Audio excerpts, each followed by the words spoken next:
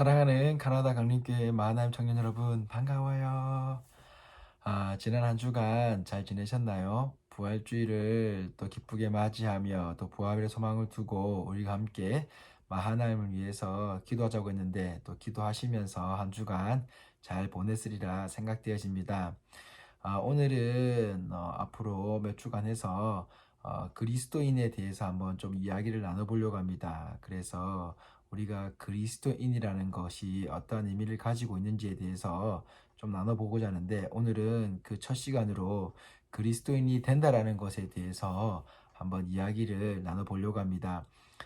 우리가 그리스도인이 된다라는 것에 대해서 찰스 콜슨이라는 러빙 갓이라는 책을 쓴 그분이 이 그리스도인이 된다라는 것에 대해서 이렇게 이야기를 했습니다. 그리스도인이 된다라는 것은 무국적자가 되는 것이다. 즉 우리는 캐나다 시민권자이든지 대한민국 시민권자이든지 우리는 어떤 나라에 속해져 있습니다. 그런데 찰스 콜슨은 그렇지 않다. 무국적자가 된다라고 이야기를 했습니다. 그 이유가 무엇이냐면 우리가 세상을 살아가면서 세상의 가치관, 즉 그리스도인으로서 살아가면서 세상의 가치관과 부딪히게 된다라는 것이죠. 저도 그렇고 그리고 여러분도 그렇고 예수님 말씀을 믿고 따라가며 순종하는 데 있어서 세상의 가치관과 부딪힐 때가 있지 않습니까? 그래서 세상을 살아가면서 직장 생활이나 학교 생활이나 친구의 관계 속에서 그리스도인과 그리스도인이 아닌 경우에 많은 어려움을 겪는 경우가 있습니다. 뭐 저 역시도 그랬고요.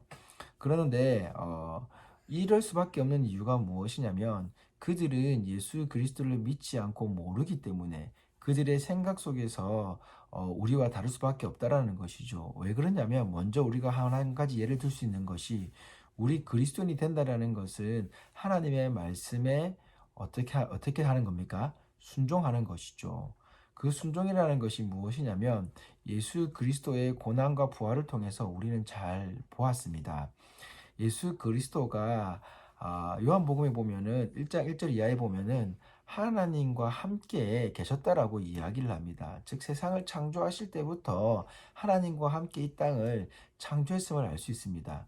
그럼에도 불구하고 예수님은 하나님의 말씀에 순종하여 우리를 구원하시겠다라는 그 놀라운 계획에 순종하여서 이 땅에 오신 것이죠.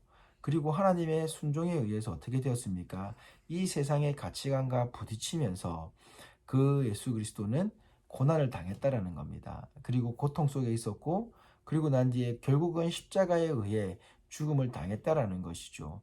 이렇게 예수 그리스도께 순종한다라는 것은 우리가 세상의 가치관과 부딪히면서 어려움을 겪는 경우도 있을 수 있다라는 것을 이야기합니다.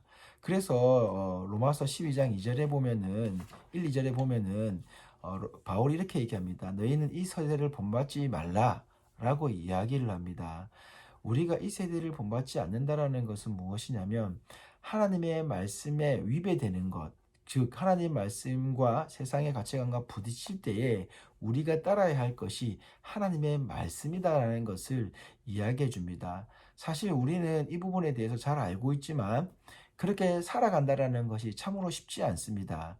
그렇기 때문에 그리스도인이 된다라는 것은 우리가 가지고 있어야 될 첫 번째 잊지 않아야 될 것은 바로 이 순종이라는 단어입니다.